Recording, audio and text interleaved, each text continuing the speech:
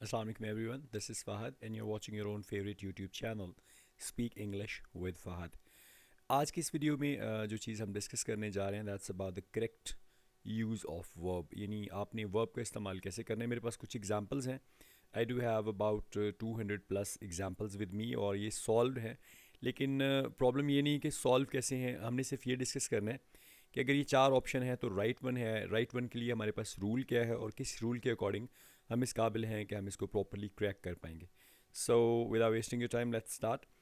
First से हम start कर लेते हैं जी। कहते हैं जी unless you dash hard you can not pass. अब यहाँ पे आप देखें आपके पास वर्क की ऑप्शन जो है राइट है। अब हमारे पास यहाँ पे जो मेन चीज़ है जो आपको that will make you realize कि ठीक कौन सी चीज़ है, ये आपके पास है अनलेस। अब अनलेस का आप ना रूल एक बना लें कि अनलेस जहाँ पे भी आएगा it always take present indefinite tense with it, कि ये अपने साथ हमेशा प्रेजेंट इंडेफिनिट टेंस ही लेगा इस सेंटेंस में। अब देखें यहाँ पे एक सेंटेंस कंप्लीट हो रहा है unless you dash hard you can not पास।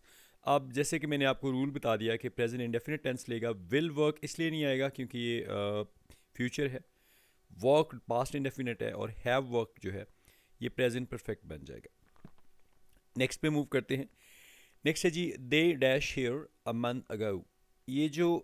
ये वाला वर्ड है ना, इसका मतलब है ये पास्ट को रिप्रेजेंट कर रहा है। अगर किसी सेंटेंस के एंड पे ये वर्ड आता है तो इसका मतलब हम इसको पास्ट से ही रिप्रेजेंट करेंगे।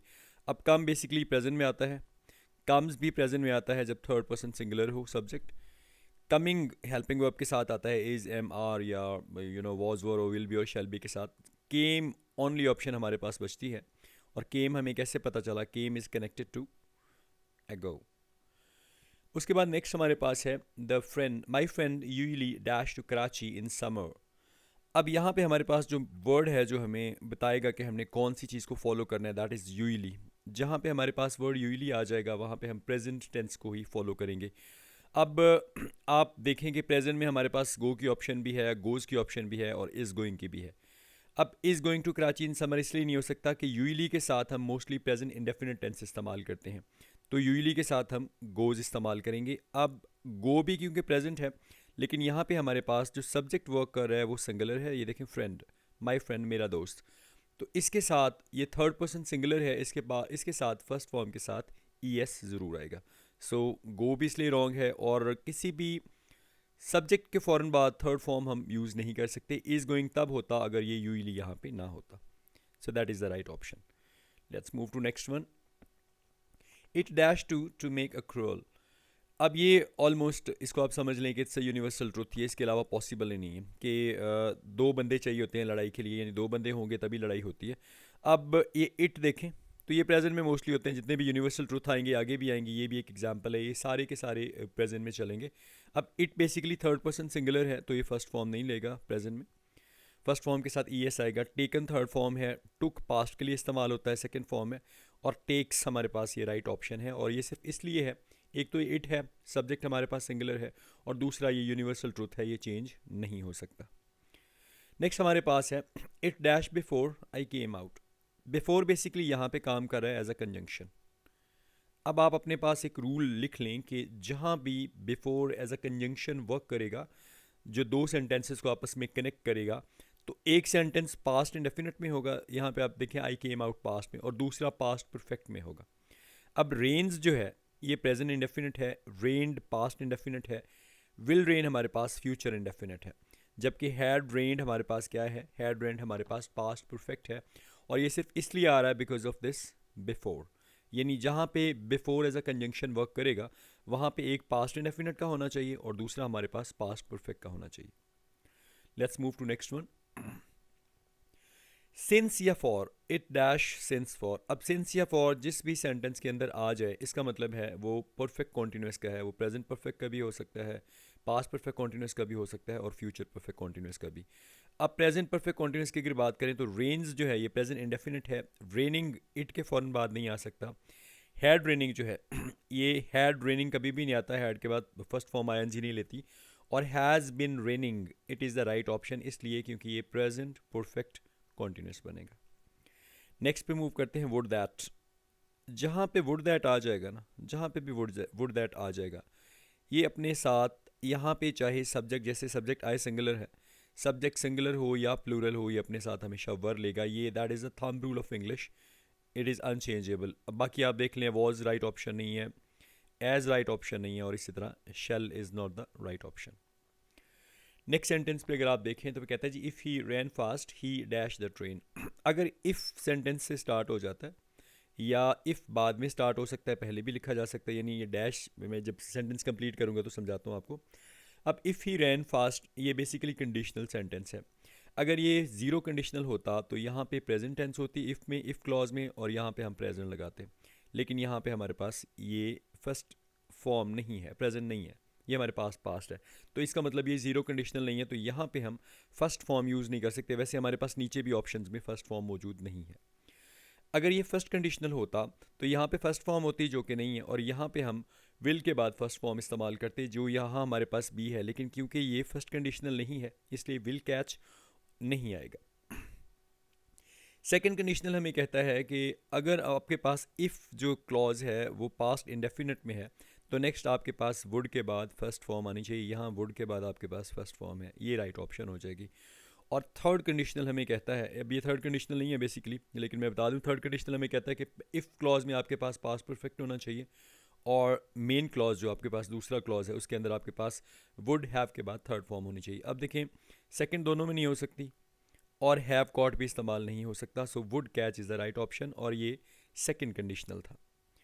नेक्स्ट पे देखें जी, ये जो मस्ट है ना, you must reap what you sow, जहाँ पे मस्ट आ जाएगा it is always gonna take first form. देखें, मस्ट के साथ रीप फर्स्ट फॉर्म आ रही है, तो उसके बाद ये इसी को फॉलो करेगा, और हमारे पास फर्स्ट फॉर्म एक ही बन रही है, देखें सो बन रही है, और ये प्रेजेंट सिचुएशन को जाहिर करेगा। आर सोइंग प्रेजेंट कॉन्टीन्यूस में आ जाता है, इंडेफिनेट नहीं कर रहा। सोड पास्ट में चला जाता है, और शेल सो जो है ये फ्यूचर इंडेफिनेट में चला जाता है।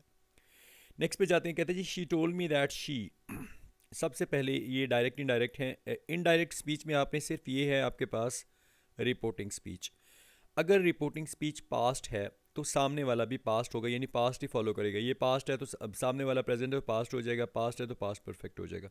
अब देखें, she told me that she, अब इज़ हैप्पी प्रेजेंट इंडेफिनिट है, नहीं हो सकता। विल बी हैप्पी भी नहीं हो सकता। विल बी हैप्पी इसलिए नहीं हो सकता, अगर विल बी हैप्पी की जगह होता, अगर इसका डायरेक्ट फॉर्म में विल बी हैप्पी होता तो वुड बी हैप्पी हो जाता। वॉज हैप्पी आ रहा है, और हैज़ बीन हैप्पी भी नहीं हो सकता, तो हमारे पास इसकी राइट ऑप्शन क्या बनेगी जी, वॉज हैप्पी। अब ये वॉज किस लिए है, वॉज इसलिए बिकॉज पीछे जो रिपोर्टिंग स्पीच है वो पास्ट में है, तो रिपोर्टेड स्पीच भी पास्ट में होना चाहिए। नेक्स्ट हमारे पास आता है we dash letter every week. ये एवरी वर्ड जो है ना, एवरी एवरी रिप्रेजेंट करता है प्रेजेंट सिचुएशन को, प्रेजेंट इंडेफिनिट सिचुएशन को। अब हैव रिटन प्रेजेंट परफेक्ट पे बनता है, राइट्स वी के साथ नहीं आ सकता, बिकॉज आई और वी फर्स्ट पर्सन है, और फर्स्ट पर्सन अपने साथ कभी भी एस और ई एस नहीं लेते, तो राइट्स नहीं आएगा। और फर्स्ट पर्सन, सेकंड पर्सन या थर्ड पर्सन जो भी सब्जेक्ट हो, सब्जेक्ट के फ़ौरन बाद विदाउट हेल्पिंग वर्ब हम थर्ड फॉर्म इस्तेमाल नहीं कर सकते, सो रिटर्न नहीं आएगा। So we write a letter every week. Next हम जाते हैं, ये रूल पहले ऊपर हमने कर दिया है, रिपीट हो रहा है जी। वुड दैट जहाँ पे भी आएगा क्या आएगा जी, वर आएगा। सो वर इज़ द राइट ऑप्शन, ना इज़ आएगा, ना विल भी आएगा, ना वॉज आएगा। अब नेक्स्ट जो है that is a rolling stone dash no moss. अब ये बेसिकली यूनिवर्सल ट्रूथ है, ये एक सेइंग भी है, और जिसको आप मकूला कहते हैं उर्दू में। तो ये यूनिवर्सल ट्रूथ है, ये चेंज नहीं हो सकते, इनके ऊपर टेंसेस इफेक्ट नहीं करते। अगर इफेक्ट भी करें तो मैं आपको समझा देता हूँ। अ रोलिंग स्टोन सिंगुलर है, तो इसमें सिर्फ और सिर्फ गैदर्स ही आ सकता है। थर्ड पर्सन सिंगुलर के साथ हम हमेशा एस और यस लेते हैं, गैदर नहीं आ सकता। अब ये क्योंकि सेइंग है, परमानेंट है, प्रॉपर एक यूनिवर्सल ट्रूथ है, ये चेंज नहीं हो सकता, इसे हम पास्ट में नहीं रख सकते। और ये चीज़ क्योंकि प्रूव्ड है तो इसको हम फ्यूचर में भी नहीं कर सकते। नेक्स्ट हमारे पास यही वुड दैट वाला रूल, जो वुड दैट आए 2 टाइम्स पीछे आ चुका है। फिर देख लें आपके पास वुड दैट जहाँ पे भी आएगा, वुड दैट आ जाए, एज इफ़ आ जाए, आपने क्या यूज़ करना है जी, वर यूज़ करना है। नेक्स्ट है जी I dash tea every morning. अब जहाँ पे ये एवरी, मैंने पहले भी ऊपर भी ये डिस्कस हम लोग कर चुके हैं कि wherever you will find a word every, तो एवरी का ताल्लुक प्रेजेंट इंडेफिनिट टेंस से होगा। अब आई बेसिकली फर्स्ट पर्सन है, तो फर्स्ट पर्सन अपने साथ एस और यस नहीं लेता, तो ये रॉन्ग हो जाएगा। दूसरा हमारे पास टेक है, फर्स्ट पर्सन चल जाएगा। तीसरा हमारे पास फ्यूचर प्रेजेंट परफेक्ट है, रॉन्ग है। उसके बाद लास्ट वाला हमारे पास पास्ट परफेक्ट है, ये दोनों नहीं आएंगे। नेक्स्ट है जी good student dash their time. अब ये ऑलमोस्ट प्रेजेंट में, ये पॉजिटिव बात है, और ये हमेशा प्रेजेंट में रहेगी। अब आप देख लें कि ये नॉट वेस्ट नहीं आ सकता, हेल्पिंग वर्ब नहीं है, आप नॉट नहीं लगा सकते। आर नॉट अगर आप लगाएं तो आर नॉट वेस्टिंग आना चाहिए, वेस्ट लिखा हुआ है। डज नॉट इसलिए नहीं आ सकता बिकॉज गुड स्टूडेंट क्या है जी, प्लूरल है, ये थर्ड पर्सन प्लूरल है, सिंगुलर नहीं है। जबकि एस और यस डज नॉट हम इस्तेमाल करते हैं थर्ड पर्सन सिंगुलर के साथ। अब ये थर्ड पर्सन प्लूरल के साथ हम डू नॉट इस्तेमाल करते हैं, डू नॉट के बाद हम वर्ब की फर्स्ट फॉर्म लगाएंगे, so it will be the right option. Next हमारे पास आ रहा है जी, when the college bell rang I dash breakfast. ये व्हेन यहाँ पे एज अ कंजंक्शन वर्क कर रहा है। जैसे हमने बिफोर का एक रूल ऊपर बताया कि बिफोर में ऐसे होता है कि आपको एक पास्ट इंडेफिनिट चाहिए होता है और एक पास्ट परफेक्ट चाहिए होता है। व्हेन में आपको एक पास्ट इंडेफिनिट चाहिए होता है, सॉरी पास्ट इंडेफिनिट चाहिए होता है, और दूसरा आपको चाहिए होता है पास्ट कॉन्टीन्यूस टेंस। अब एम टेकिंग प्रेजेंट कॉन्टीन्यूस है, टुक पास्ट इंडेफिनिट है, और टेक प्रेजेंट इंडेफिनिट है। जबकि आपको चाहिए क्या, पास्ट कॉन्टीन्यूस, तो वॉज टेकिंग राइट ऑप्शन हो जाएगा। नेक्स्ट पे चलते हैं। नेक्स्ट हमारे पास है by next month she dash the this book. ये जब भी बाय नेक्स्ट मंथ आ जाए, बाय नेक्स्ट कुछ भी आ जाए, बाय नेक्स्ट आ जाए। अब बाय नेक्स्ट का मतलब है कि आपने जो आंसर करना है वो फ्यूचर परफेक्ट में होना चाहिए, यानी अगले महीने तक वो काम कर चुका होगा या अगले महीने तक वो किताब लिख चुकी होगी। तो इसमें आपने फ्यूचर परफेक्ट पे जाना है। अब राइट बेसिकली क्या चीज़ है जी, प्रेजेंट को जाहिर करता है, और शी के साथ वैसे भी राइट नहीं आ सकता, राइट्स आना चाहिए। हैज़ रिटन आ सकता है, लेकिन क्योंकि पीछे बाय नेक्स्ट लगा हुआ है तो हैज़ रिटन आप नहीं कर सकते। अब बाय नेक्स्ट आने वाले टाइम का है, जबकि रोट पास्ट की बात है, बिल्कुल अपोजिट है, और will have written is the right option. Next rule हम ऑलरेडी डिस्कस कर चुके हैं, मैंने आपको बिफोर के बारे में बताया कि बिफोर पे जब आप डिस्कशन स्टार्ट करेंगे, एक आपके पास होना चाहिए पास्ट इंडेफिनिट, ये यहाँ पे मौजूद है, और दूसरा आपके पास होना चाहिए पास्ट परफेक्ट। ये पास्ट इंडेफिनिट है इसलिए नहीं आएगा, ये सॉरी बिल्कुल, और ये प्रेजेंट परफेक्ट है इसलिए नहीं आएगा, ये पास्ट परफेक्ट है, राइट ऑप्शन हो जाएगी। और वॉज लेफ्ट इस्तेमाल हो सकता है लेकिन सिर्फ पैसिव सेंटेंसेस में, और ये पैसिव सेंटेंस नहीं है। नेक्स्ट हमारे पास है जी, he dash out 5 minutes ago. अब अगो का हमने पहला आई थिंक सो किया था, पहला या दूसरा रूल था, तो इसका मतलब इसका ताल्लुक किसके साथ है जी, पास्ट के साथ है। गोज प्रेजेंट के साथ है, नहीं आ सकता। हैज़ गॉन प्रेजेंट परफेक्ट के साथ है, और हैड गॉन पास्ट परफेक्ट के साथ है। जबकि ये रिसेंटली अभी काम हुआ है, तो इसको हम जिसको आप उर्दू में कहते हैं माजी करीब, इसको माजी बईद आप नहीं कर सकते, तो ये क्या हो जाएगा, ये आ जाएगा पास्ट इंडेफिनिट टेंस। नेक्स्ट हमारे पास आता है my father dash ill for a week. हमने एक रूल पढ़ा फॉर और सिंस का ऊपर, सिंस आ जाए या फॉर आ जाए तो सेंटेंस का ताल्लुक किससे होगा, परफेक्ट कॉन्टीन्यूस से। वो प्रेजेंट का भी हो सकता है, पास्ट का भी, और फ्यूचर का भी। इज़ बेसिकली यहाँ पे नहीं, my father is ill for a week नहीं आएगा। अगर ये होता कि माई फादर इज़ इल तो ये प्रेजेंट सिंपल हो जाता, अगर फॉर अ वीक ना होता।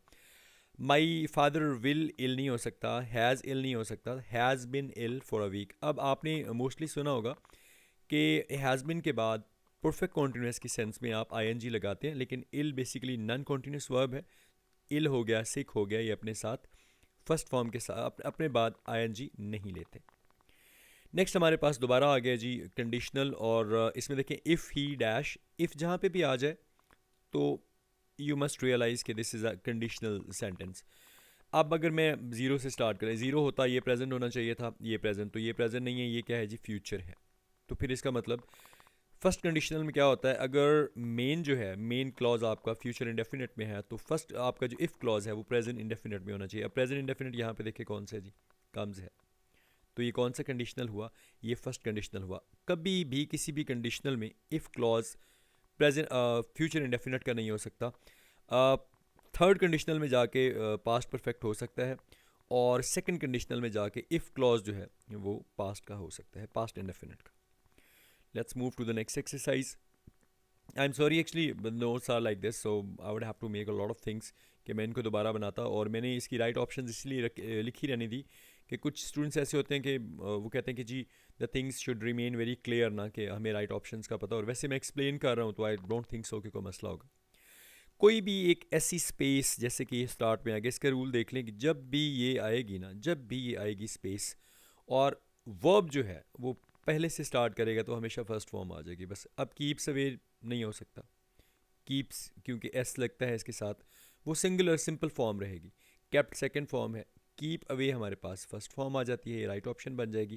केप्ट अवे सेकंड फॉर्म है, ये यहाँ पे एप्लीकेबल नहीं है।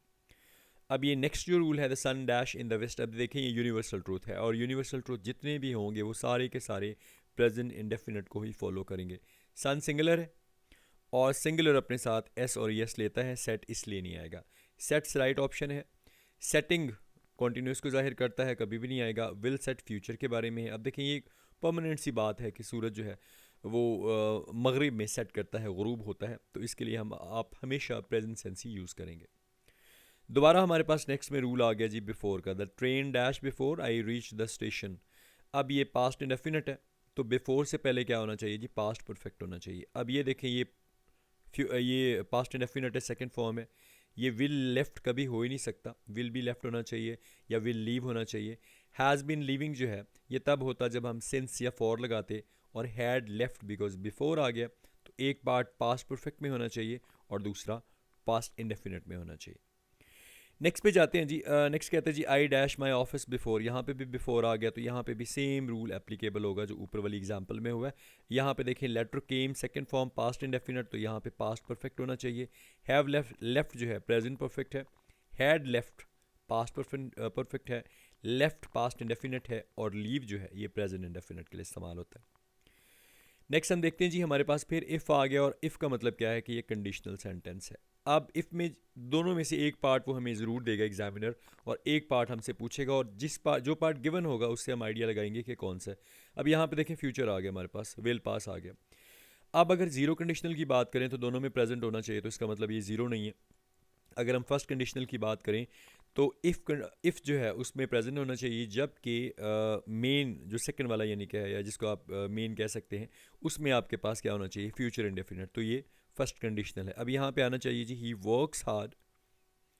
अब वर्क इसलिए नहीं आ सकता because he is a third person singular, अपने साथ एस और यस लेता है। अगर वर्कड आता तो फिर इसके बाद ही वुड पास आता, और विल वर्क कभी भी किसी कंडीशनल में इफ़ क्लॉज में नहीं आ सकता, ये थंब रूल है जी। नेक्स्ट पे चले जाते हैं, कहता है जी he dash me last week. अब ये लास्ट किस चीज़ को रिप्रेजेंट करता है जी, लास्ट रिप्रेजेंट करता है पास्ट को। अब मीट क्या है, मीट ही के साथ वैसे ही नहीं आ सकता, मीट्स आना चाहिए। विल मीट फ्यूचर है लेकिन लास्ट की बात है तो पास्ट में जाएगा। हैव मेट ये प्रेजेंट परफेक्ट है, और जबकि लास्ट पास्ट को रिप्रेजेंट कर रहा है, तो यहाँ पे क्या आ जाएगा, मेट आ जाएगा। जैसे हमने ऊपर रूल पढ़ा है कि वुड दैट हो या एज इफ़ हो।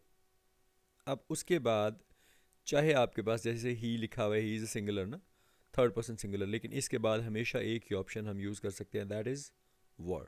और ये थंब रूल है, ये एज इफ़ के लिए भी है। उसके अलावा जो हमने पढ़ा वुड दैट के लिए भी है। इज़ नहीं आएगा यहाँ पे, उसके बाद हैज़ बिन यहाँ पे नहीं आएगा, उसके बाद यहाँ पे विल नहीं आएगा। नेक्स्ट हमारे पास है जी, कहते हैं जी can you tell who dash this institute now. अब ये नाउ क्या है, ये प्रेजेंट है और प्रेजेंट सिचुएशन को जाहिर कर रहा है। अब पीछे कैन है, जो कैन से स्टार्ट हो रहा हो नाउ पे एंड हो रहा है, यानी जिसके अंदर नाउ है तो उसका मतलब प्रेजेंट सेंस ही है। अब हैड रन पे आप चले जाएं, ये पास्ट परफेक्ट है। रैन पे जाएं आप, ये पास्ट इंडेफिनिट है। हैज़ रन पे जाएं, ये प्रेजेंट परफेक्ट है। लेकिन कैन के साथ स्टार्ट होने वाला सेंटेंस जो है, क्योंकि यहाँ पे देखें वो प्रेजेंट सेंस में है, कैन यू टेल, तो आगे उसी सेंस को कंटिन्यू करेगा, हु इज़ रनिंग आ जाएगा, who has run this institute now. अब हैज़ रन दिस इंस्टीट्यूट का मतलब है चीज़ कंप्लीट हो गई, जबकि नाउ का मतलब है कंप्लीट नहीं हो रही, हम उसकी कंटिन्यूटी के बारे में बात करें, तो is running will be the right option. Next हमारे पास आ जाता है the course dash by next month. अब देखें ये बाय नेक्स्ट मंथ आ जाएगा, पहले भी हमने इस रूल को ऊपर पढ़ा है। बाय नेक्स्ट मंथ का मतलब है कि बाय नेक्स्ट मंथ का मतलब हमारे पास है कि ये उसके बारे में है कि जी कब तक ये कंप्लीट हो जाएगा।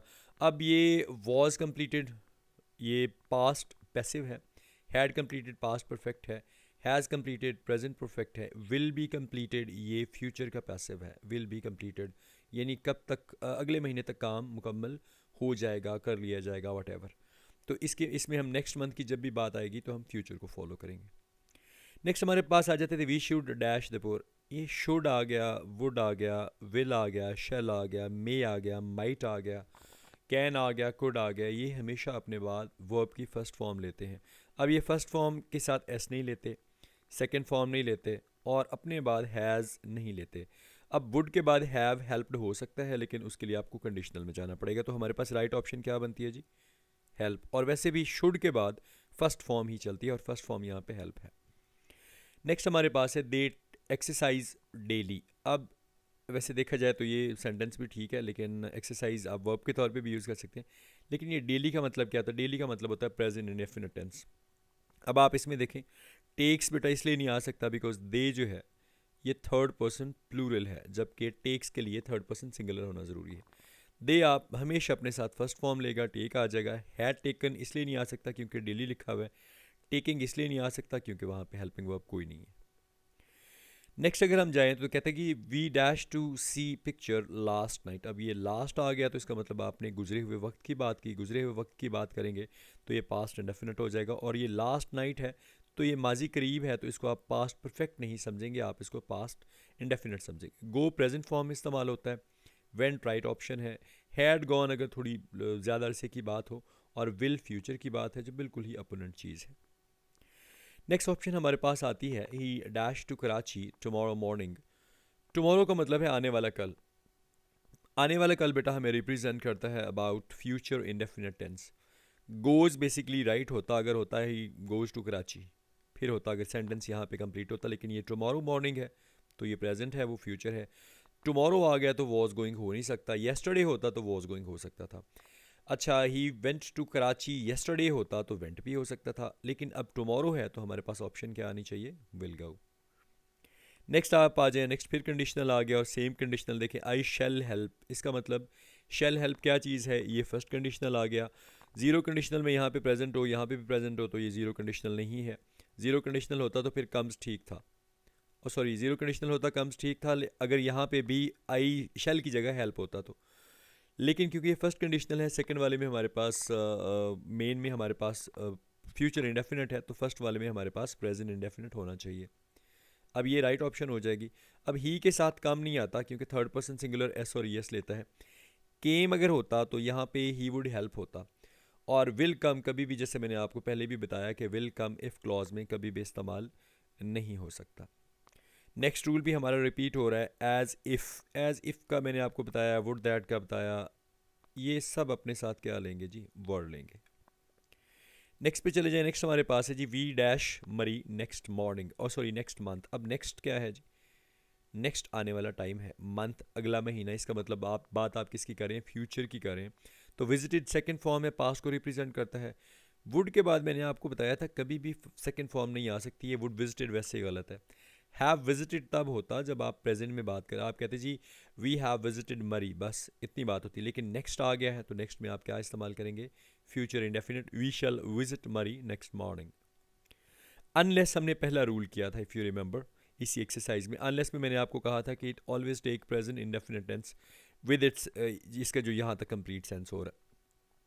अब ही के साथ वर्क इसलिए नहीं आता because he is third person singular, अपने साथ एस और यस लेता है, वर्क नहीं आएगा। Works is the right option. अब अनलेस है तो ये प्रेजेंट इंडेफिनिट है जबकि ये प्रेजेंट कॉन्टिन्यूस हो जाएगा। शेल वर्क फ्यूचर इंडेफिनिट है, जबकि अनलेस का रूल मैंने आपको बताया कि unless is only gonna work with present indefinite tense. अब ये नेक्स्ट फिर हमारे पास इफ़ आ गया, इफ़ आ गया तो इसका मतलब ये कंडीशनल है। यहाँ पे भी हमारे पास शेल ब्रिंग ही लिखा हुआ ना। अब ये शेल ब्रिंग की अगर मैं बात करूँ तो शेल ब्रिंग इसका मतलब ये फ्यूचर इंडेफिनिट हमारा मेन है, पहले वाला हमारा प्रेजेंट होना चाहिए, तो ये हमारा फर्स्ट कंडीशनल होगा। अब ये देखें आई है तो आई के साथ ये फर्स्ट पर्सन सिंगुलर है, हालांकि ये फर्स्ट पर्सन सिंगुलर है, इसके साथ एस और यस नहीं आता, जबकि थर्ड पर्सन सिंगुलर होता तो फिर गोज़ आता, गोज़ नहीं आ सकता। मैंने आपको कंडीशनल में बताया कि कंडीशनल में कभी भी शेल गो, विल गो, इस तरह की कोई भी चीज़ इफ़ क्लॉज में नहीं आ सकती, और ना ही इसमें माइट आ सकता है। नेक्स्ट हमारे पास है जी पाकिस्तान डैश नाउ अडेज रैपिडली। नाउ अडेज जहाँ पे आ जाएगा ना, ये प्रेजेंट कॉन्टीन्यूस सेंस को जाहिर करेगा। आजकल बड़ी तेज़ी से तरक्की कर रहा है ना, आजकल तरक्की कर रहा है जी। अब प्रोग्रेस जो है, प्रोग्रेस तरक्की को कहते हैं। प्रोग्रेस्ड की अगर हम बात करें तो ये पास्ट में चला जाता है, जबकि ये पास्ट में नहीं होना चाहिए। Is progressing is present continuous tense, और हैड प्रोग्रेस्ड क्या चीज़ है जी? ये पास्ट परफेक्ट टेंस है जो यहाँ पे इस्तेमाल नहीं हो सकता। नेक्स्ट अगर हम देखें तो हमारे पास है he dash to Islamabad yesterday. Yesterday की अगर मैं बात करूँ तो येस्टरडे पास्ट इंडेफिनिट को जाहिर करता है, और पास्ट इंडेफिनिट में हमेशा सेकंड फॉर्म आती है। गोज़ प्रेजेंट इंडेफिनिट के लिए ही के साथ हो जाता अगर होता ही गोज़ टू इस्लामाबाद। गो ही के साथ नहीं हो सकता बिकॉज थर्ड पर्सन सिंगुलर हमेशा अपने साथ एस और यस लेता है। वेंट येस्टरडे की वजह से आ रहा है, राइट है। हैड गॉन तब होता अगर हम येस्टरडे की बजाय कोई ज़्यादा देर, जिसको आप माजी बईद या माजी करीब कहते, ये माजी करीब है, माजी बईद की हम बात करते तो ये ठीक होता। नेक्स्ट वाला हमारे पास कंडीशनल है जिसमें इसने चेंज किया। अब देखें इसने इफ़ क्लॉज पहले बाद में लिखते हैं और मेन क्लॉज को पहले। अब इफ़ क्लॉज में अगर प्रेजेंट होता, पहला प्रेजेंट होता तो अगला क्या होना चाहिए था जी, अगला भी प्रेजेंट होता तो फिर ज़ीरो कंडीशनल। अब जबकि ये प्रेजेंट नहीं है तो अगर इसमें कोई प्रेजेंट की ऑप्शन है तो हम इसको काट देते हैं, हेल्प यहाँ पे नहीं आएगा, ठीक हो गया जी। अगर ये फर्स्ट कंडीशनल होता तो इसमें हमारे पास इफ़ में होना चाहिए था प्रेजेंट, प्रेजेंट नहीं है, और दूसरे वाले में हमारे पास होना चाहिए था जी फ्यूचर इंडेफिनिट। यहाँ पे फ्यूचर हमारे पास ऑप्शन में मौजूद ही नहीं है। सेकंड कंडीशनल में हमारे पास होना चाहिए था शी इन्फॉर्म्ड ना, यानी पास्ट इंडेफिनिट होना चाहिए था, और आगे जाके वुड के बाद हमारे पास फर्स्ट फॉर्म होती। अब यहाँ पे वुड के बाद कहीं पे भी फर्स्ट फॉर्म नहीं है। थर्ड कंडीशनल ये कहता है कि आपके पास इफ़ क्लॉज में पास्ट परफेक्ट होना चाहिए और मेन क्लॉज में वुड हैव के बाद थर्ड फॉर्म होनी चाहिए। सो इसलिए ये राइट ऑप्शन बनती है। हेल्प्ड सेकंड फॉर्म है और हेल्प कहीं भी मेन क्लॉज में इस्तेमाल नहीं होती। हैड हेल्प जो है ये भी मेन क्लॉज में कंडीशनल में कहीं इस्तेमाल नहीं होती। नेक्स्ट हमारे पास आता है the principal dash the class tomorrow. अब ये टुमारो हमारे पास आ चुका है। टुमारो का मतलब है आने वाला कल, और आने वाले कल से मुराद है फ्यूचर इंडेफिनिट टेंस। अब विजिट क्या है, ये प्रेजेंट को शो करता है। Visited is about past indefinite tense, और विजिटिंग तब आता जब ये अपने साथ is, are, am, was were, will be और शेल बी लेता और आगे टुमारो ना होता। लेकिन टुमारो की वजह से हम क्या करेंगे जी, विल विजिट सॉरी। नेक्स्ट हमारे पास है he said that hard work dash की टू सक्सेस। अब ये यूनिवर्सल ट्रूथ है। अब हालांकि रूल ये कहता है कि ये हमारे पास रिपोर्टेड स्पीच है, रिपोर्टिंग स्पीच है, और यहाँ से आगे ये हमारे पास रिपोर्टेड स्पीच है, तो ये पास्ट होना चाहिए जो रूल कहता है। लेकिन एक बात माइंड में रखें कि डायरेक्ट इनडायरेक्ट में अगर आप यूनिवर्सल ट्रूथ की बात कर रहे हैं तो रिपोर्टिंग स्पीच का रिपोर्टेड स्पीच के ऊपर किसी किस्म का कोई इफेक्ट नहीं रहेगा। अगर ये यूनिवर्सल ट्रूथ ना होता तो फिर वॉज ठीक होता। हैड के चांसेस थे, अगर वो पास्ट में होता तो पास्ट परफेक्ट में चला जाता। विल हैव कभी आ ही नहीं सकता, तो इज़ द राइट ऑप्शन। क्यों? Because it is a universal truth. Next हमारे पास कंजंक्शन आती है व्हेन। अब व्हेन का रूल मैंने पहले भी आपको बताया कि व्हेन जहाँ पे भी आएगा, व्हेन एक सेंटेंस में तो लेगा पास्ट इंडेफिनिट और दूसरे में क्या लेगा, पास्ट कॉन्टिन्यूस, ठीक है। अब हैड परफेक्शन के लिए है, पास्ट का है। हैव बिन जो है पैसिव के लिए इस्तेमाल हो जाता है। हैव हैड जो है ये भी प्रेजेंट परफेक्ट को शो करता है, जबकि वॉज हैविंग माई बात, या वॉज हैविंग बात होना चाहिए, माई इन्होंने यहाँ पे रॉन्ग लिखा हुआ है, ये नहीं होना चाहिए, sorry for that. When the school bell rang I was having bath, या माई भी आप यहाँ पे ऐड कर सकते हैं। सो वॉज हैविंग क्या हो जाएगा जी, ये बन जाएगा पास्ट कॉन्टिन्यूस टेंस। नेक्स्ट हमारे पास आता है ही हैड बेटर। अब कॉन्सेप्ट बच्चों का ये ख़राब होता है कि हैड के बाद आपने थर्ड फॉर्म लगानी है, जबकि अगर हैड के फ़ौरन बाद बेटर आ जाए ना तो आपने हमेशा वर्ब की फर्स्ट फॉर्म यूज़ करनी है, ये इसका थंब रूल है। साथ सेकंड फॉर्म है। हैड सीन पास्ट परफेक्ट हो जाता है, सीन आ नहीं सकता फ़ौरन ही, और सी इज़ द राइट ऑप्शन। सो इस पहले लेक्चर में ऑलमोस्ट ये 40 एग्जांपल्स बनती हैं। There will be total 5 lectures like this, और अगर आपके कोई क्यूरीज, कोई भी क्वेश्चंस हैं तो you can ask me any time, इंशाल्लाह I am gonna help you. अपना बहुत ज़्यादा ख्याल रखें, keep subscribing my channel, have a nice day, अस्सलाम वालेकुम।